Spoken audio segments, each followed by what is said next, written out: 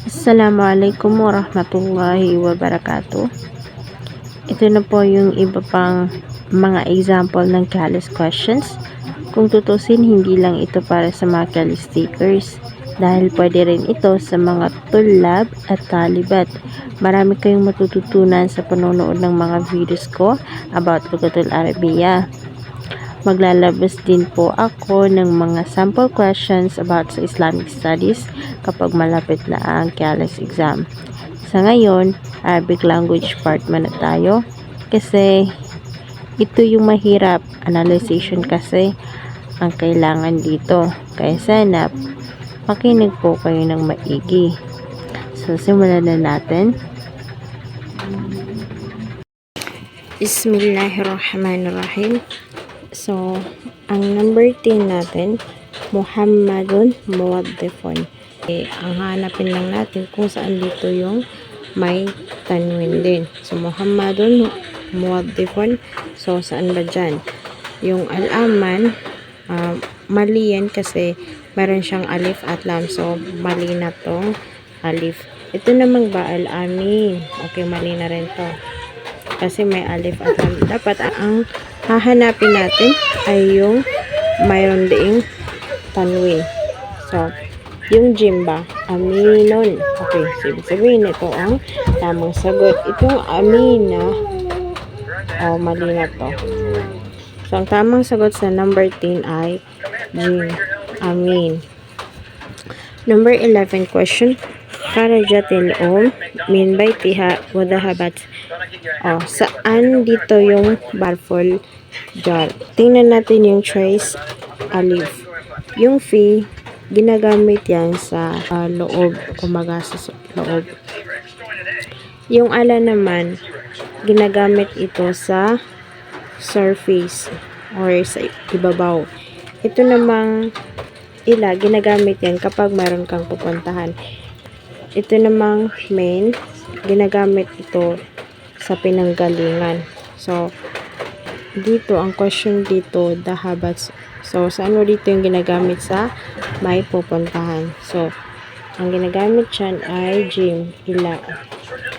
Kharajatil min baytiha wa dahabats ila suk. So, ang tamang sagot ay jim.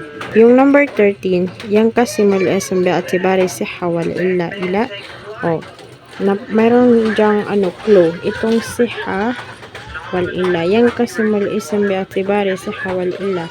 Alif kismaini. Itong alif ang tamang sagot. Yung ba khamsata ayyam mali. Arba'ata aqsam mali.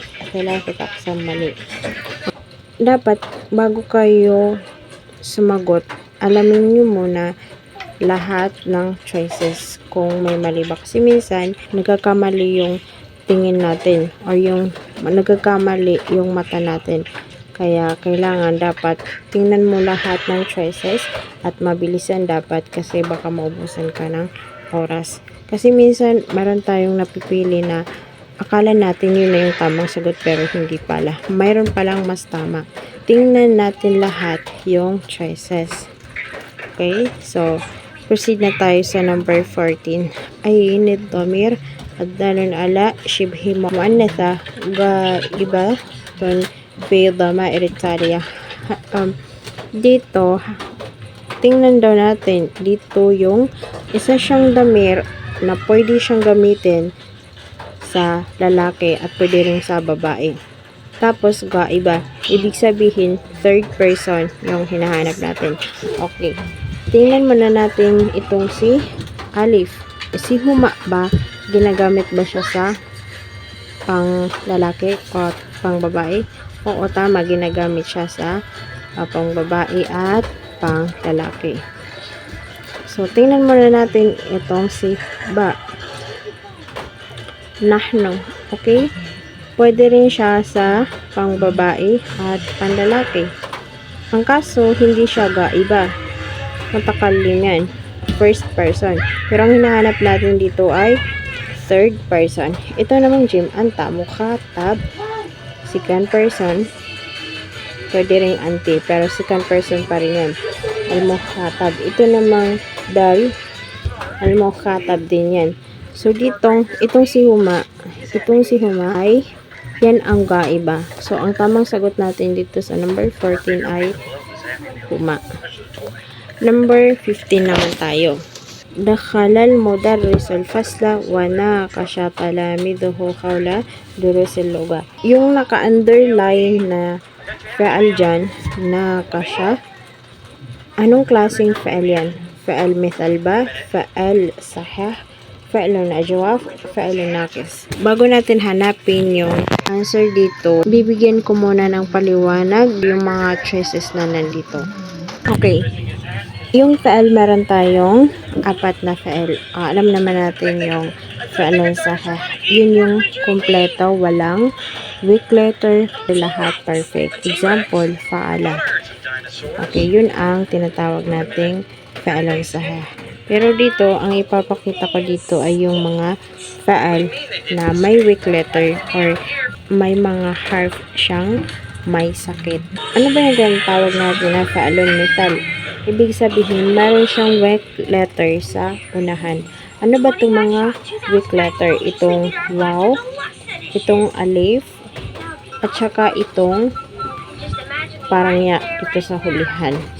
Yan ang tinatawag nating mga weak letter. So, itong fa'alumithal, ang ibig sabihin ng fa'alumithal, yung weak letter niya nasa unahan. Okay, nandito. Wa. Wasala. Yung waw nandito sa unahan. Okay, so yan ang tinatawag nating fa'alumithal. Nasa unahan ang weak letter. Yung waw.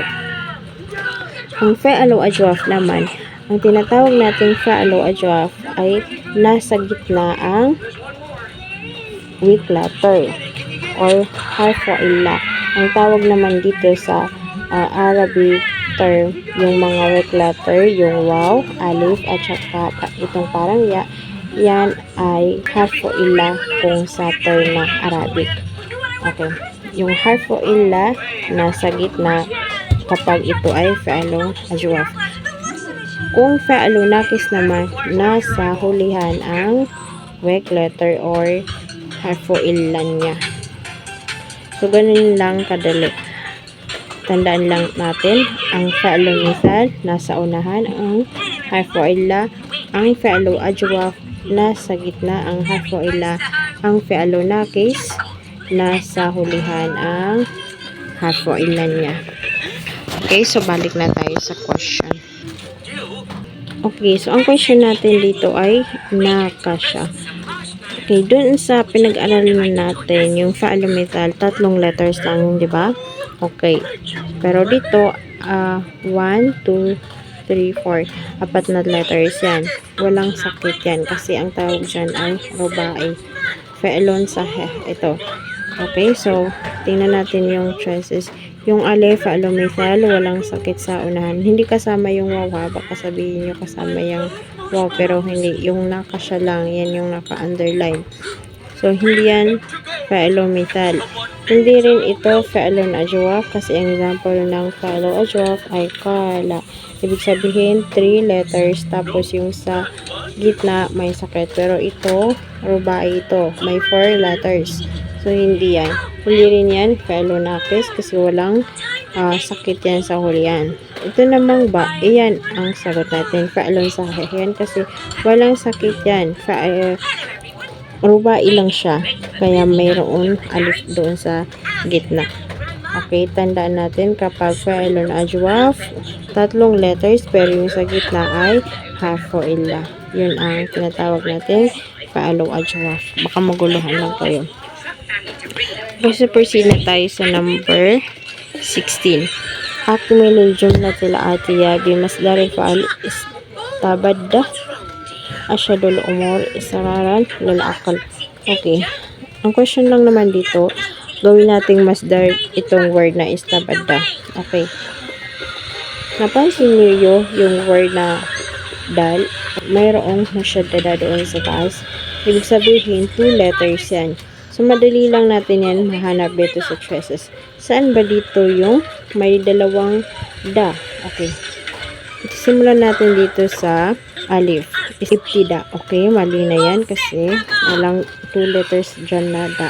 Itong kaabid. Okay, mali rin yan. Itong istibda. Okay, mali rin yan. Itong istibdad. Okay, yan ang tamang sagot kasi mayroon doong dalawang letters sa hulihan. Yung dal at saka dal. So, ito ang ating tamang sagot. Dal.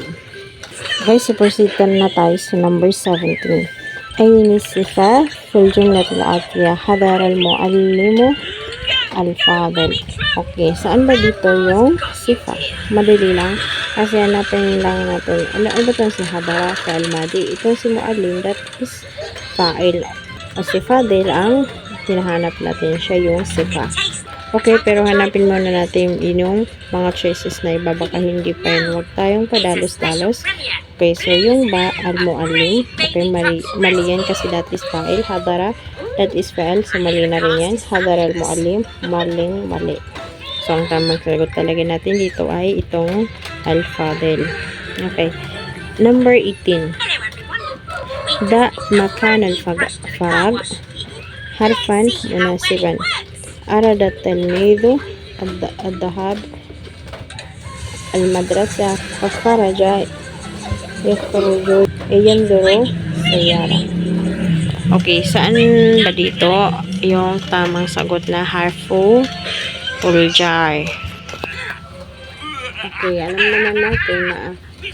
naman natin yung ang ginagamit natin sa kung papunta or may pupuntahan, ang ginagamit dyan ay yung ila, diba? So, hanapin natin dito sa choices yung ila. Kahit wala tayong choices, madali lang yan. Okay, yung fi, mali. Kasi ginagamit yan sa loob. Yung naman, hindi ka ginagamit itong sa paalil at saka itabit. So, mali na yan.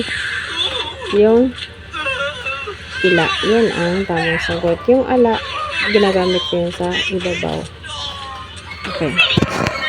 Proceed na tayo sa number 19. Ayin, mawko li-ism alladhi tahta khattun min al-i'rab min al-kitaba azim.